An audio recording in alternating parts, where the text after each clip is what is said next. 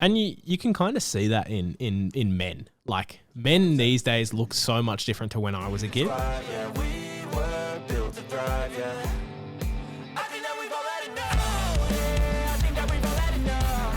Welcome back to the Lionstone Podcast.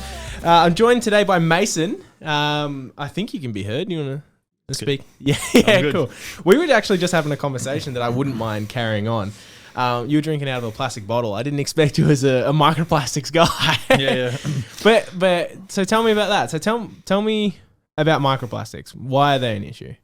Well, they just build up, man. Like all the foods we're eating, the water, all of that type of shit. But in saying that, there's we're just weighing up pros and cons, right? So you could argue that microplastics versus all the shit that's in the tap water. Yeah. I don't have a filtered tap down here in Melbourne, so I usually do. I have my whole life. Yeah. Always drank filtered water. Yeah. So now it's just I'm weighing up the pros and cons of what I think's better, but it doesn't mean that one's better than the other. Yeah. Okay. So why would non-filtered water? Why would that be an issue? Because I've drank just water out of the tap my whole life. Apart from the fact that Melbourne water tastes better than Queensland water, why is it that non-filtered, tap water can be detrimental to someone like me? Well, for anyone really, heavy metals that are going to be in there, the fluoride, arguably they say it's in there to help your teeth or whatever it might be. But yeah, you look at you just look at the rate of disease and whatnot right now. Yeah. It's getting we've got the best medical system and the best healthcare we've ever had. More people are sick, more people are overweight, more people have got diseases than ever before.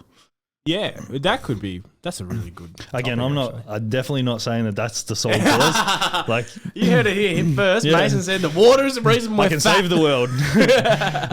But yeah, man, again, it's just weighing up pros and cons. Some people would argue the plastics are worse. Yeah. Some would argue the tap water's worse. I can just taste the difference in drinking tap water and I just can't stand it. Yeah, fair enough, man.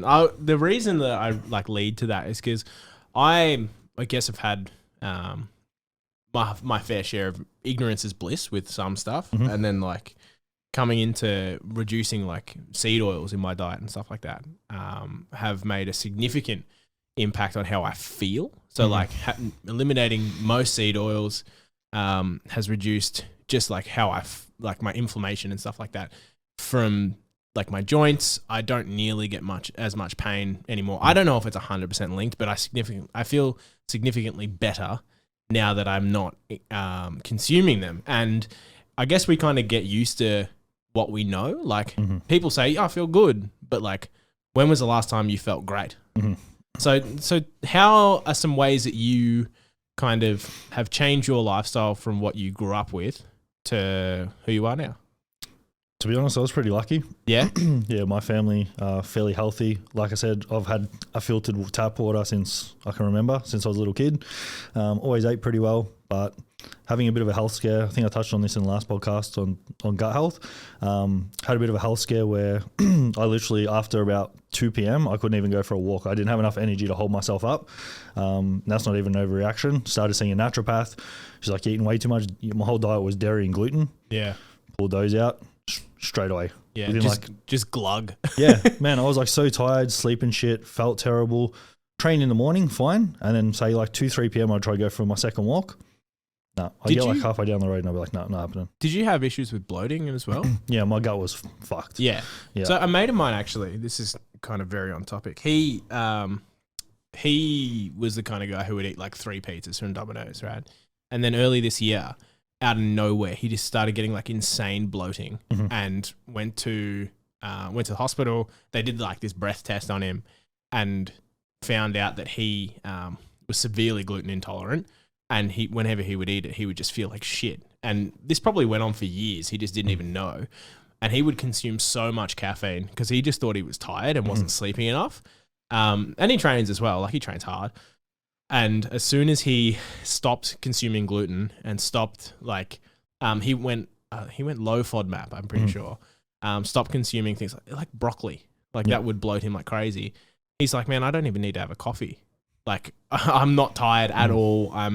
I just think I was consuming all this food that was not in agreement with me. And I was like, fuck, maybe I should look into it. And that's when I went into seed oils and all that kind of stuff. And so I guess I've wanted to have a conversation with you, but for my own personal stuff. So how, like I don't know as much as I want to know about gut health. Where would be a good place to start on even just like looking at myself? What could I do to kind of test the waters with elimination of foods? Because I definitely know I can feel better. So like gluten and stuff like that. Where would I start? Even with like gluten and dairy, it'll be like there's a lot of different types. Like, you know, some pastas might bloat someone, some might not. So like spelt pasta, for example, generally is pretty good. That's an easy way to kind of identify if it is gluten intolerance or if it's just a certain food. So you can get like spelt pasta and stuff, and I'm pretty sure that's fairly high gluten. So if you had that and you were fine, it's probably not gluten. It's probably all the preservatives and stuff that are in the other shit. Right. So it might not always be gluten. And this is where I probably see people make the mistake. Like, take out gluten and dairy is fine, but you want to try and find what's actually causing the issue, not just completely wipe a whole food group. Have you gotten like an example of a client that's had that? Yeah, definitely. Yeah. So do you mind, without sharing names, they're sharing their story? To give you like a simple example, I had a client who didn't eat pasta for around about 2 years. I said, why?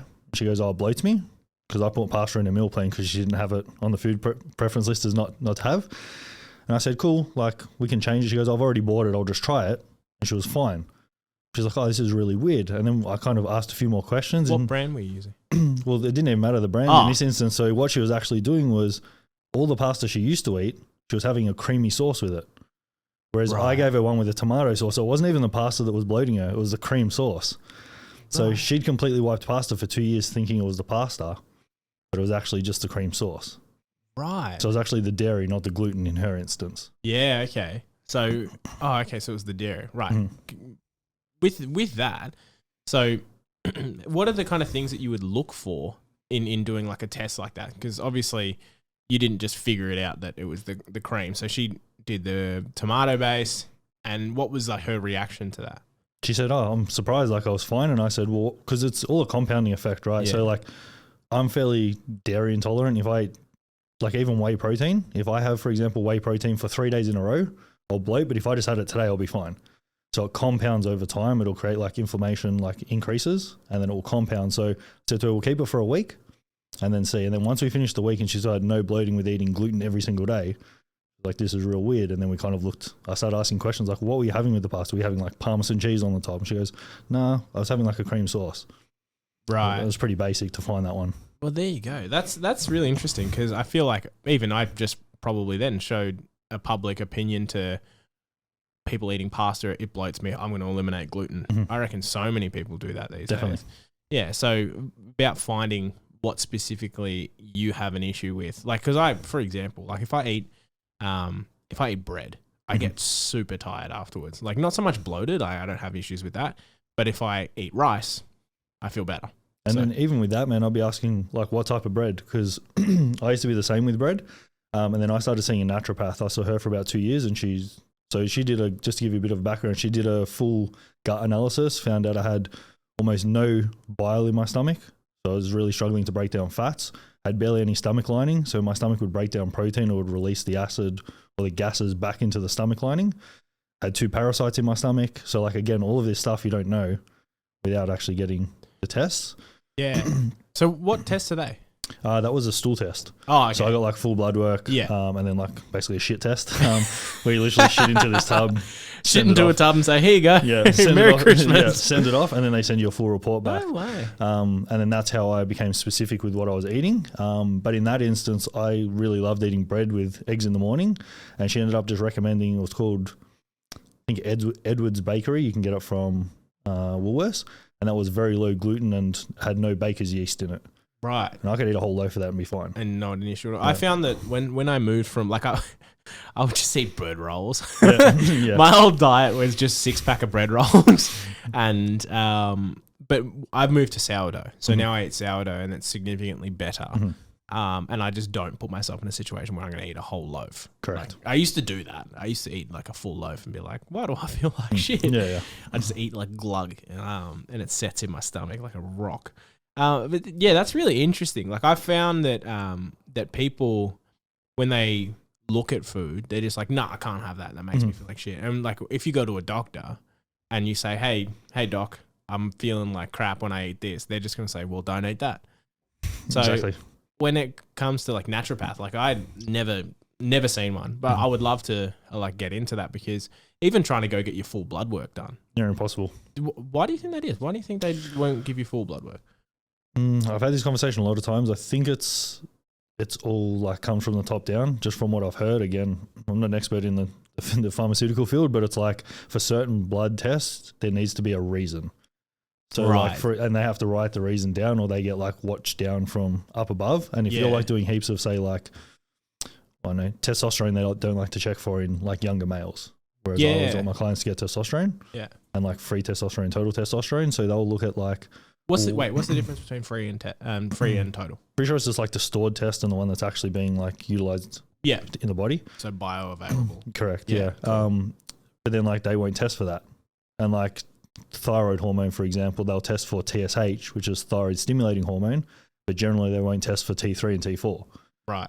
So it's like if someone's thyroid stimulating hormone is high, it's like, well, that doesn't tell me much of the story. I need to know how it's converting to T4 and to T3. Yeah. Wait, what are T4 and T3? They're like just thyroid hormones. Okay, gotcha. So TSH is the thyroid stimulating hormone, Yeah. and that stimulates T4, which converts to like T3, for example. Okay. And what kind of role do they have on just a human in general? Energy. Yeah. Energy is probably the main one. Yeah. How well you're actually utilizing nutrients. Okay. Metabolic rate. All of those different types of things are going to be impacted by thyroid. So you'll notice like someone, for example, has some sort of thyroid issue, they might need to eat like 800 calories to lose weight. That's like their deficit. Right. So have you had clients come to you with that kind of thing? Yeah. So how would you, just say someone came to you with thyroid issues and they had to eat 800 calories or else they'd put on weight? What would be the first steps? And I know it would be case by case, but what kind of things would you look at for them to try and uptick them into a point where they can consume over 2,000 calories? Yeah. If it's like serious, someone's on 800 calories for a long period of time, you would try and push them back up and just take time to do it. So you might push them to like 1,000, wait for their body weight to regulate again, just do it slowly, push them back up to say like 1,200 and just increase it slowly. Because if you just throw them straight on 2,000, they'll just put on weight very quick, generally. But generally, if they're really, really bad, I'll just refer them out. Fair. And that's what we got to do at the end of the day. Like, but even then, like there's steps that you can take by yourself to look at that kind of stuff. Like if you're someone who can only eat 800 calories before you're putting on weight, it's not going to be too hard for you to, okay, maybe I'll do 850 this week and I'll do 850 for 3 weeks. Just taper it up, yeah. Just taper it up. And a lot of that can be super beneficial before you even consult with someone. And a lot of the time, man, it's like they've got to that from, let's say, for example, they start at 2,000 calories, then they drop down to 15. They're trying to lose weight. In this example, they drop down to 1,500. They lose a little bit more weight. They drop down to 1,200. They lose more weight, and they're like, well, I can't go up. Yeah. And then they go, oh, fuck, I'll go 1,000. And they might get to 800, and they're like, well, I can't go lower, so I'll do more sessions. Right. So they try and accumulate a deficit. So with people who come in with these kind of things, like I think a lot of the industry would just see, oh, I'm eating 800 calories. And then the coach goes, yeah, but what are you eating on the weekend? Where are you missing calories? And so there's probably a lot of assumptions made based on the coach's bias. So they're, like you go out on the weekends, you're consuming calories there or whatever. So that kind of, how to weed out, or not weed out, but how to look at someone and recommend them to go and see a naturopath based off the symptoms they're kind of showing is going to be case by case as well. Is that like, so, but Depends mainly how serious it is. Yeah. Mainly around that energy and stuff like that. And I'd say probably duration as well. Like if, for example, they come to you and they've been on 800 calories for a month, they're probably going to be fine to start pushing back up. But to give you a quick example, I had a client come to me on a fairly serious conversation, but she came eating about 900 calories a day. Very, very adherent. Like, not with me, obviously, by herself. Would always track the weekends, still ate the same on the weekend. Very, very adherent. She's like, I track everything. She sent me all of her MyFitnessPal entries. Was doing, man, no joke, 12 sessions a week. 12 sessions a week? Yeah, so 2 a day and then having Sundays off. Holy shit. So training very, very hard, and she couldn't lose weight. So I said, cool, what we're going to do, I just told her straight up, I said, cool, what my plan was, she goes, how would you attack this? And I said, my plan would be, I'm going to put you on 2,000 calories a day and you're doing 4 sessions a week. Yeah. shit herself. Dropped 2 kilos in a week. No shit. Yeah, dropped weight straight away because her body was just so stressed. Yeah. We just needed to pull stress down. She had a stressful job. She was going through a breakup at the time, not eating any food and then training really hard. Too much stress. And then once we pulled stress down, well, we can't change the stress from the relationship. Can't change her work right now. What can we change? Pull her training volume down, push her food up. Straight away, sleep improved, felt better, libido increased, lost weight. She was like, I said, look, you're probably not going to lose weight on the first week, but she did. She was like, holy shit, she this was man's like, a she was like, wizard. what's going on here? But yeah, it was just like, because she was only a short amount of time, she'd only been doing it for about a month. If she said, I've been on 800 calories for 2 years, I would have just been like, probably just refer out as well. You can still work with the client, but you probably want someone else looking over it can do all the tests, the blood tests and whatnot. Yeah, that's insane. Like, I guess females, one thing, men, another. So you mentioned before testing for testosterone. Mm-hmm. I know when I went to go get a blood test, like early days of my training, a mate of mine was like, take this testosterone booster, some gimmick product. And I was like, I don't need that. And he's like, have you checked your testosterone recently? I was like, I've never had it checked. And I went to the doctor and I asked him, I was like, can I get my full bloods done? And he was like, no. Mm-hmm. I was like, surely I can get that done. And so I pushed him. I was like, I want to know. Eventually, I can't even remember what the test result back. It was like 350 or something. It wasn't high. And he just he's like, oh, you're within the range. The range. I was like, what's the range? And it was something ridiculous, like it's massive. It was like 200 to 1200. Mm-hmm. And I was like, well, that's such a big spectrum. Like, how do I know if I'm optimal for training if I don't try and improve on that? And that kind of opened my eyes a little bit to like, for some reason, that I want you to know. Like, so, but yeah, since then, like making choices to try and improve it with diet and sunlight and all that kind of stuff. It's drastic. This is not going to just be a podcast where we shit on doctors. Yeah. No, like, and there's some great ones out there. Like, I've got a couple that I see and they're amazing. But again, it's like coaches, man. You know, there's probably there's fucking heaps of shit ones, and there's a few good ones, right? And it's the same with coaches, same with any industry. Yeah, there's always going to be a rough couple. Yeah, exactly. And there's always going to be a couple that don't want to test for things. And my kind of thought on that is like, well, because whenever I have a client go and get tested, they're like, well, what's the issue? And I'll be like, oh, there's no issue. I just want to check it. Like, you know, my coach wants to see it, or I want to see it, or whatever. And the doctor might say something along the lines of like, oh, but there's no symptoms. But it's like the problem will show on the bloods before the symptom usually shows. So let's just find it. But even if someone's low energy, like that's a symptom, isn't it? Yeah. But I guess it's it could have such a wide variety of causes. Like, but mind you, the way that things seem to be going these days, a lot of young guys are going into the doctor and being like, I'm tired, and they're getting TRT straight off the bat, like without even looking at food. Like I've seen that on TikTok a lot and stuff like that, where people are just like intentionally like bottoming out. So like increasing their stress and not sleeping to get TRT. And I'm just like, oh, this is crazy. Like, why would you want to supplement it if you can enhance it naturally? Yeah. If you're only going to do TRT, it's kind of, if you can just get your levels, because TRT is just replacing, like obviously testosterone replacement therapy is just getting you back into a normal range. Yeah. It's kind of like. That's interesting, because the normal range is like 200 to 1200. Well, it depends. Yeah. What, like the one that I usually look at is like, I think it's between like 8 and 32. Yeah.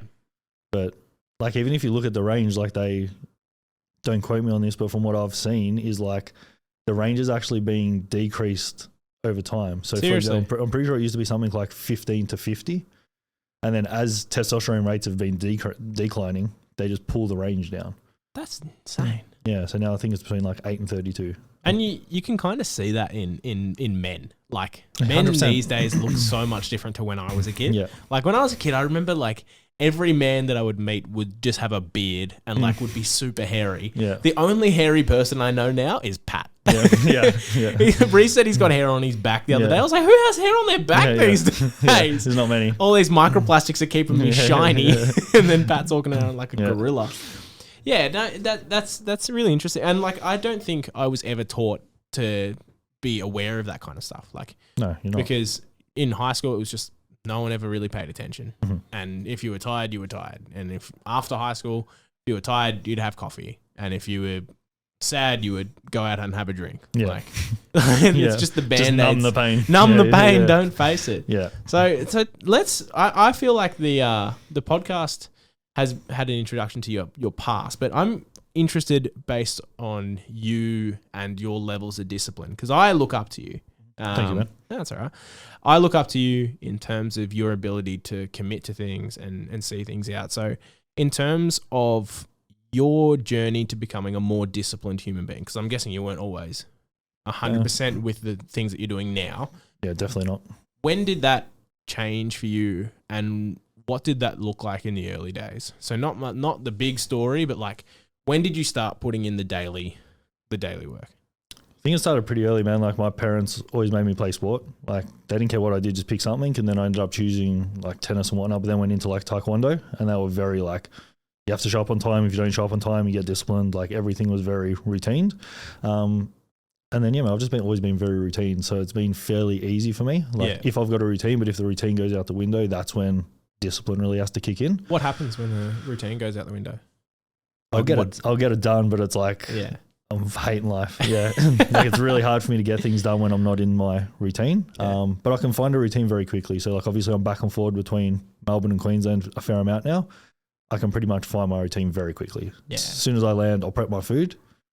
Set. Like that's what other is food that anchor for you? So as soon as you get wherever you're staying for a couple of days, you just sort out food straight away. Yeah. Yeah. Like I'll get off the plane, Uber it to the shops, and then go home and prep. Yeah. Like when I came to Reese's last time. Yeah. First thing. Straight to the shops to Reese's prep food. Yeah. That's fantastic. Yeah. It's funny. I was having a conversation with my partner about that as well. Like all of my productivity, all of my like feeling good, it all comes back to food. Yeah. Like everything, even if it comes to like work, she'll be like, why wasn't today productive? I'll be like, well, I didn't eat right. Okay. How can you fix that? Okay. I can anchor myself at the start of the week for food. And I think that's so underrated, especially like putting aside time. It's like a respect thing. Like you're respecting the fact that you're going to put something into your body that you don't often think about unless you're aware of it. So you spend the time. It's kind of like a ritual. Well, for me, it is. Definitely, I agree. Yeah, it's like a ritual. You're doing this. I'm setting myself up for the next couple of days or the week or whatever to perform. And I feel like if people understood it like that, then meal prep wouldn't be a massive issue, and planning out your food wouldn't be a massive issue. Yeah, but even you'd probably know, man. Like if you have a client who doesn't prep for the week, everything else falls to shit. Fail to prepare, prepare to fail. Exactly. But you have a client who preps on Sunday. You message him Monday. How's your week looking? Awesome, prepped. Yeah. The first thing I say is I'll prep my food. Actually, I've got one client who blew me away. Actually, just recently came on with me, and he works in the mines. And it went last week. He was beating himself up a little bit, and I was like, "What's going on?" He's like, "I ran out of food over the weekend," and I was like, thinking to myself, "That's not too big of an issue." And he's like, "No, but I'm on day shift, so out where I live, the shops aren't open." And I was like, "Oh fuck, you've run out of food." He's like, "Yeah, I've got nothing." And I was like, shit. So what he's gone and done is bought a chest freezer. Nice. Prepped all of his meals for like the next 9 days or something ridiculous. And he is just, he's compliant. Bang, bang, bang, bang.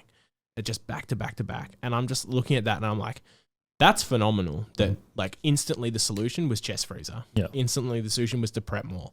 And I think that's a bit of a lost talent these days is preparing that far ahead, because people are just waddling through life, or just reactive. What's happening today? Yeah.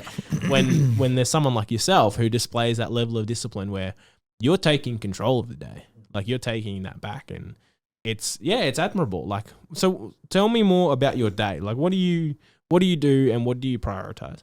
So prioritize pretty much is like, I just have pretty much like 4 things. So it's like train, clients, food, study. Yeah.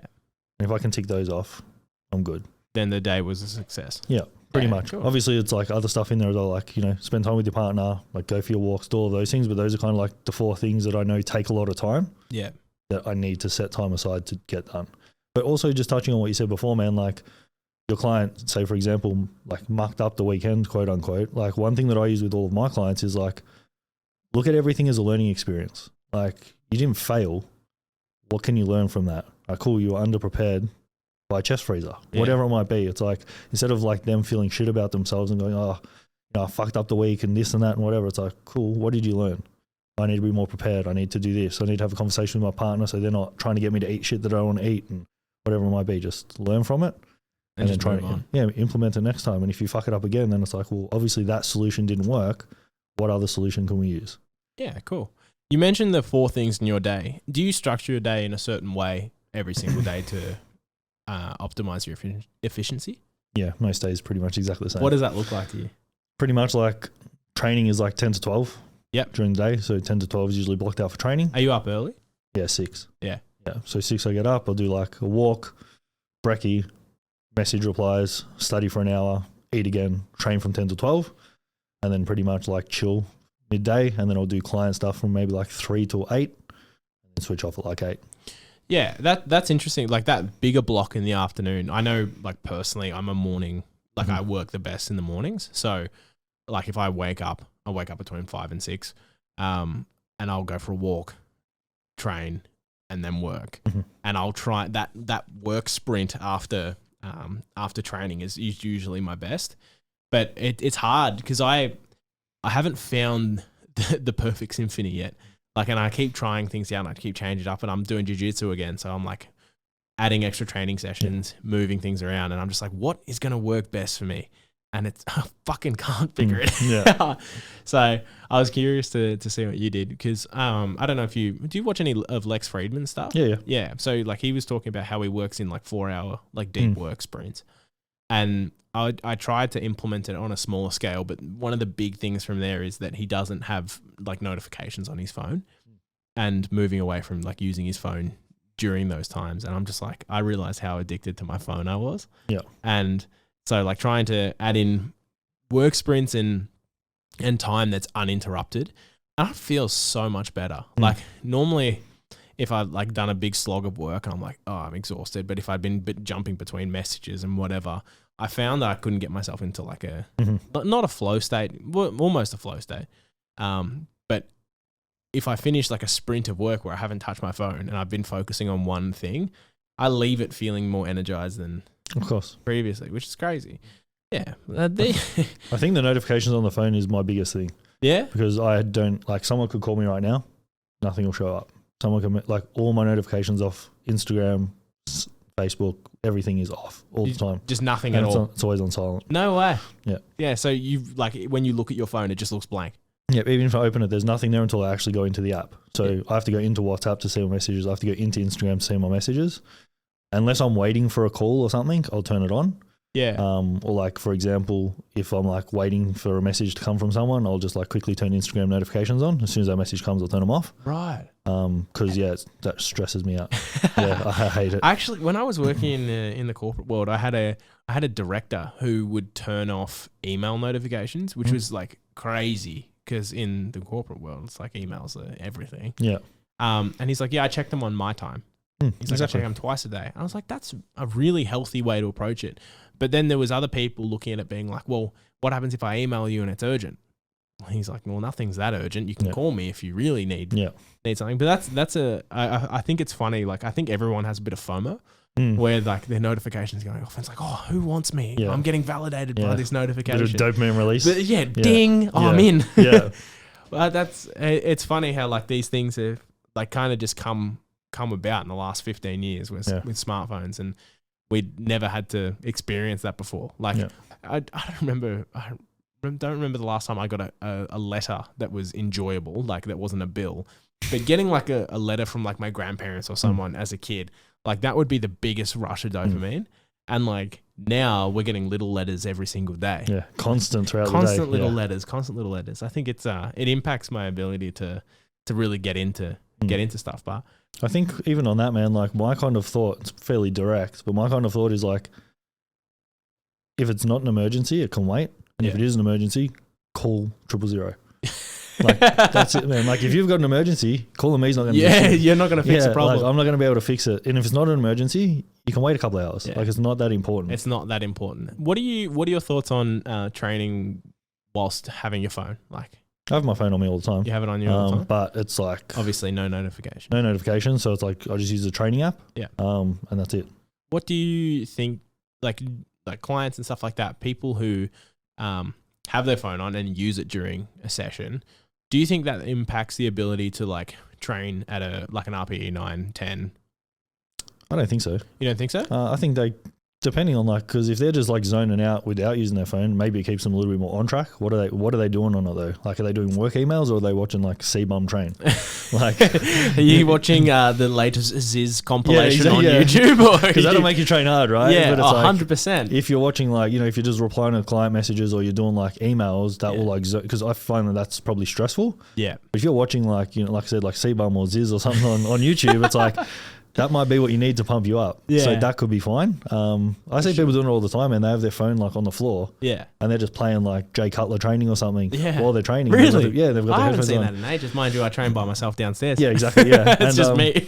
Yeah, so it's like, depending on what it is, but if you're there checking work emails, like I can't imagine you're training that hard. Yeah, and it just takes your focus away. Like you're there to get something done. Yeah. You get the work done. And if I'm busy, like I'll notice my training sessions are, like if it's supposed to be an hour session, it'll be an hour 20 if I'm replying to client messages in between sets and whatnot. Yeah. I've definitely fallen into that trap. You're there for 45 minutes, but it's actually 2.5 hours later. And you're like, exactly. Oh, fuck. And you're like getting cool in between sets and your joints are all stiff. I hate that feeling. Like you've cooled down and you're like, oh, I can't bring this back. Yeah, exactly. I'm walking out. Yeah. Well, that was fun, Mace. Let's Awesome, wrap mate. it up and we'll hopefully have you back on again soon. Done, man. Awesome. Thank you, bro. Thanks, bro.